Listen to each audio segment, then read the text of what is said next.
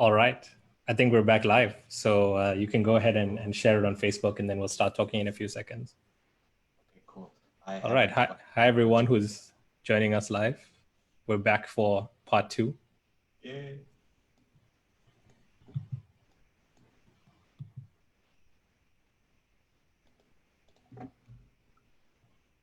Okay, let me go to my profile. I'm just navigating to your profile as well. So we're back live. Hi, everyone. I see we got 1 or 2 viewers here. Hello to you. We're back to keep talking about... Welcome back. Welcome back to the show, SmackDown. Anything can happen. And I think you're right that anything could happen, because I mean, we're having a conversation. We got into parts of conversations that, we didn't actually expect to get into. So that was such a pleasant surprise. So yeah, anything could happen, and anything is happening right now. So, okay, I see we're live. Technical difficulties, toilet breaks, anything goes. Anything goes, yeah. No rule, no holds barred. That's what the WWE people said. Yeah. Okay, cool. I shared it onto my personal page. Great. Cool. All right. We got 1 or 2 people watching now. We got Vishay Soni who's watching. Hello to you, Vishay. How's everything going? Vishay, go ahead. Vishay was one of the first people I played music with, and I just started. Awesome. Kajal is joined. Hello to you, Kajal. Hope you're doing well in Johannesburg. I think that's where she is right now. That's very awesome as we start up for this round 2. Round 2. And yeah. Or part 2. Depends on how you want to put it. Go ahead. Yeah, so I'm just going to pause it. I just need a minute or 2. Okay. You can continue. Go ahead. I think you're sorting out lighting and stuff like that. Just make sure to mute your audio as well, Anish. Okay, great. Okay, Anish is gone to sort out a few things. I'm just going to see who's here right now. Esther liked this video. Thank you, Esther. Appreciate it. Also, Avthar. Thank you again, Avthar, for all your support. Ian Mitchell says, hey, Nish Pillay. Hey to you, Ian. Vishay says, good evening, gents. Glad to see you both well. Hope you're well, Vishay, too, man. Yeah, man, I remember you from the Murkiston and the Maritzburg College days. Hope you're doing well. And yeah, we should catch up sometime soon. Let's see what's happening on the other stream. Kajal Sewrathan joined. Hello to you, Kajal, again. Again, so we've decided to continue this past the scheduled hour or so. And so, yeah, 2 hours or so. Yeah. And so we are gonna be taking your questions. So please put your questions in to the chat. And I also want to make sure that we cover all the questions that we got beforehand, which is... And please forgive us for any technical difficulties. And yeah, because I'm in Nishawe in the middle of the forest, so internet speeds and reliability is a bit tricky. Exactly. I think everyone who's in South Africa knows that you can never be 100% sure what's going to happen with the internet or electricity. Yeah. So 100% there. Okay. Cool. So we started off talking about monks and happiness and life. Yeah. Another question I wanted to ask you is another question that I have on the problems that I'm interested in. And I think as a musician, you want to have good concerts, and as an entrepreneur, you want to, have people love your products and use them. Yeah. And the question is, how can we be process focused on the process day in and day out, but consistently have successful outcomes, i.e., have good shows, have people liking us and not liking us as in a validation way, but people appreciating what we do and getting that outcome, but still be process focused. How do you think about that question in your work? Okay, so when you say process focused, first thing that came to mind was me practicing on my instrument. Nice. So yeah, last year I spent some time, a couple months in India with a great teacher named Rahul Popali. He's one of the best practitioners of the instrument in the world. So I was fortunate to spend a lot of time with him on a one-on-one basis. But the process was there now. The goal was to increase my value. So what that meant was intense practice and the process. So initially it was rough, and obviously physically draining, mentally draining.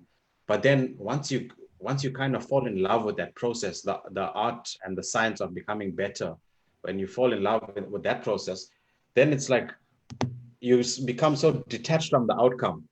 Like as you're talking about measuring the success of the process, uh, when you're so involved in the instrument or in whatever you do, whatever you're doing, it's that outcome matters less, if you know what I'm saying. That's maybe slightly off from what you're asking, But though. I understand that. I think Yeah. you mentioned an important point about when you're process obsessed. And I think coming back to Yes. something we were talking about earlier about being mastery focused. Yes. When you're focused on being the best musician you can be and ultimately finding your unique way of expressing yourself through music. And as you said, you spend time with that person. I can't remember his name, but you were trying to improve your technique and trying to improve yourself there. And you were just focused on, how can I be better at this that I enjoy? And so I think you are right, because I think a lot of the times um, outcomes follow process, but there's a time lag in between. And let me Okay. explain what I mean Yes. there. Where if someone is on their 100%. process for a while, for it may take 5 years, it may take 10 years for them to get outcomes that match the level of mastery that they're developing.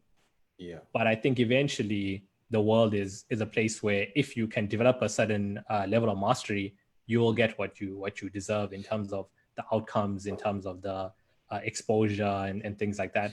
And I think you need to Yeah. just keep putting in the work. And Yeah, of it's like course, one of go those, ahead. it's like, sorry, it's like one of those, I mean, a basic graph in chemistry where it's an activation energy. You keep on 100%. putting in energy, there's no physical changes in the chemical reaction until a point X. Exactly.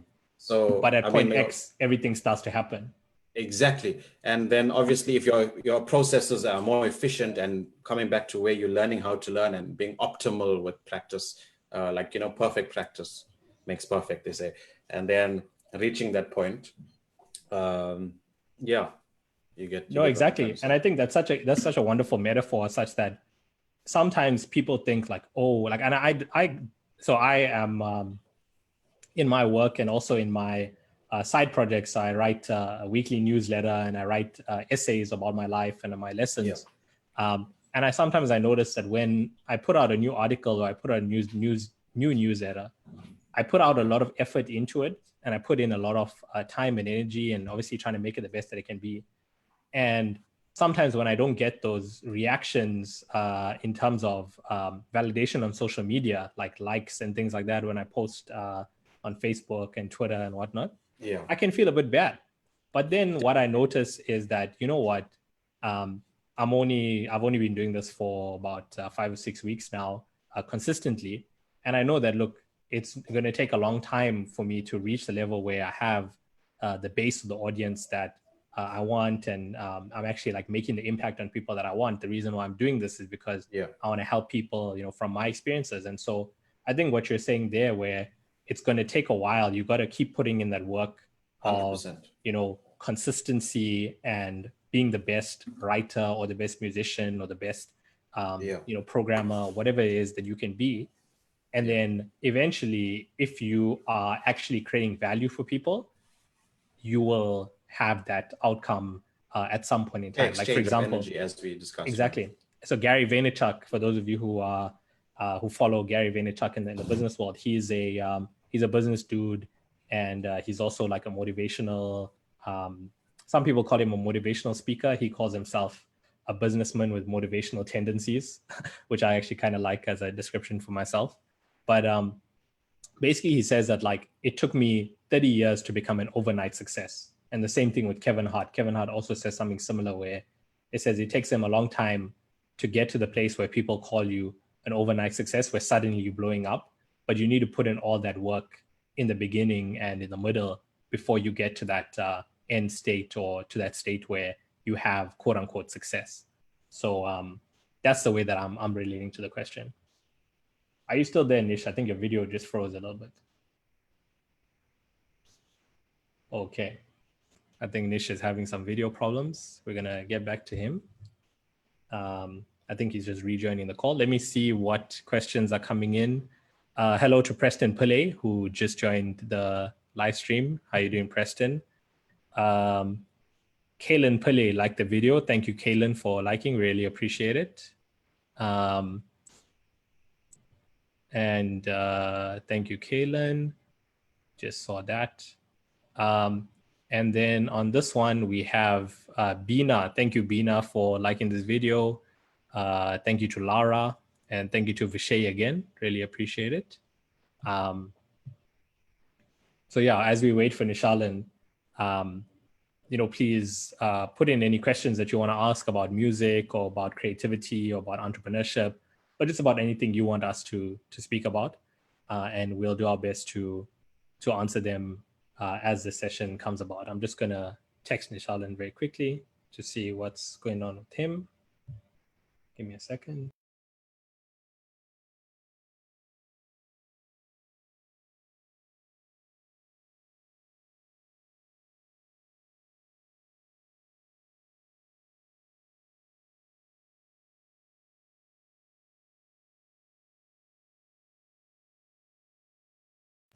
All right, that's the beauty of doing things live. So I just got a WhatsApp message from Nishalan saying that he's having some modem issues. He'll be back in 2 minutes. I think you guys are seeing me looking at the WhatsApp right now. So Nishalan will be back in 2 minutes. He's just having some internet issues. Yeah, as we said, if you enjoyed our previous conversation, you can please share it, and please share this as we delve into the new topics that we're gonna chat about. And if you want us to do this again with other questions, or you want us to talk with another person, please leave that in the comments as well. I'm just looking through some of the questions that we got previously and seeing if we covered all of them. There's one or two interesting ones about Korea and things like that. So, but again, thank you so much for everyone for making time to just watch and giving us your time and attention. Really means a lot to us. And we're just going to wait for Nishalan here.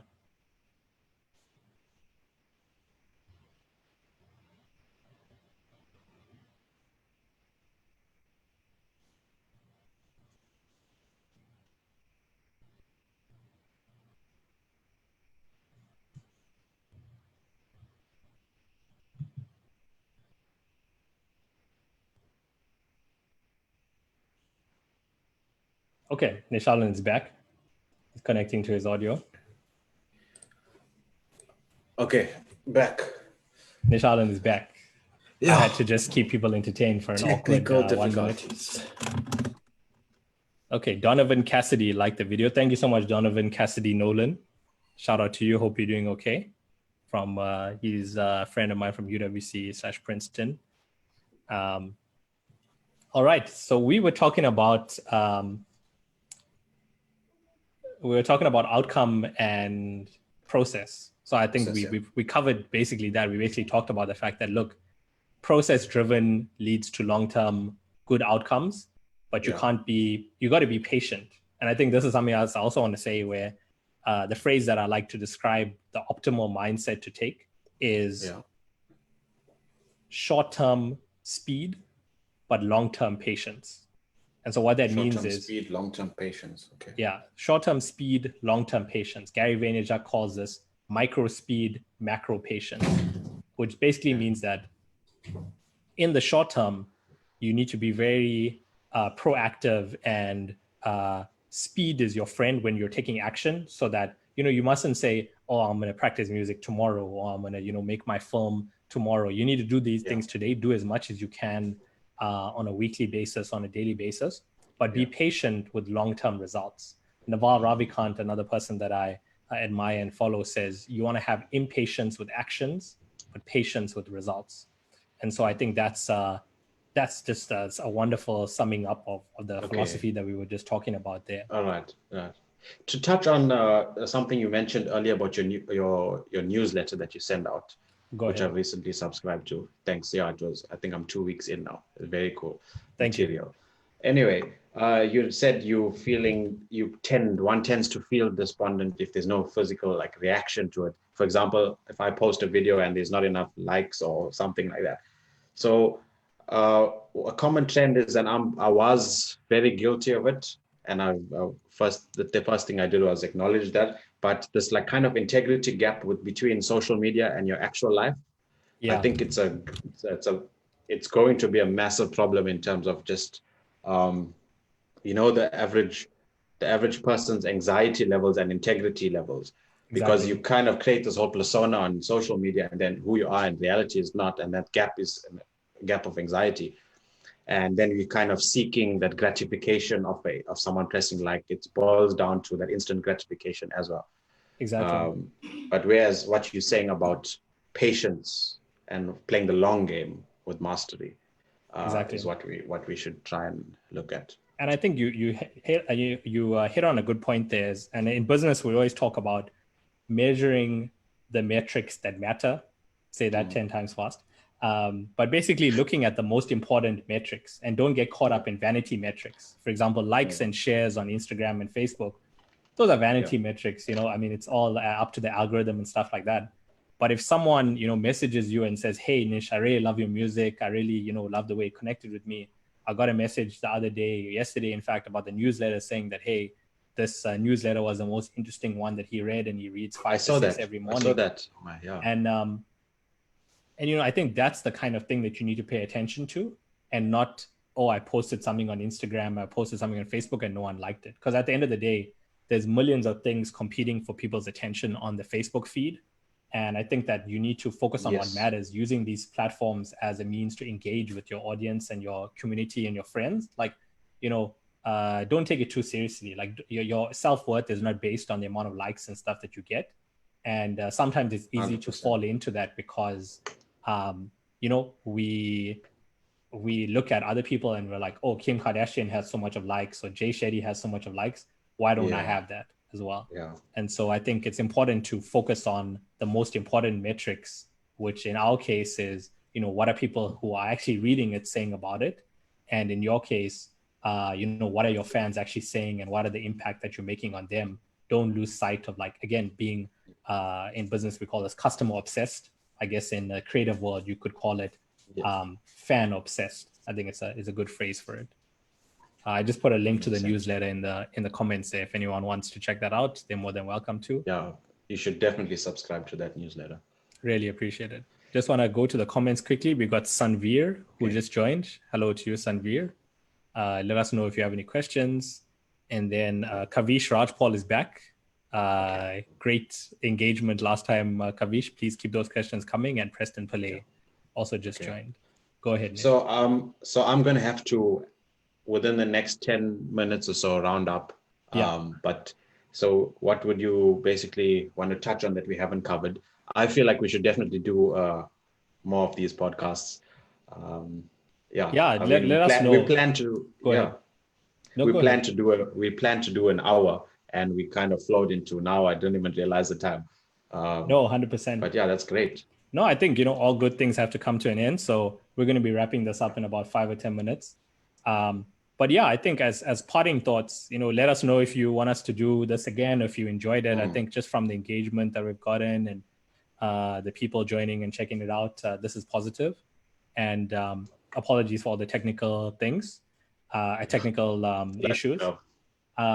And yeah, I think that the message that I would leave people with is, the stuff that we talked about self-awareness, finding your strengths, this point that we just covered about being impatient with actions and patient with the results. And then you mentioned some very important things as well about, everyone has their own definition of success. Everyone's on their own journey. We all have our own things that we're doing, and you shouldn't judge people. And, just the less anger and the less hatred that you can have, the better.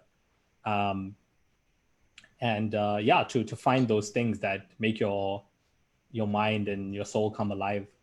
Those are really important. What would you say the takeaways from this conversation have been for you?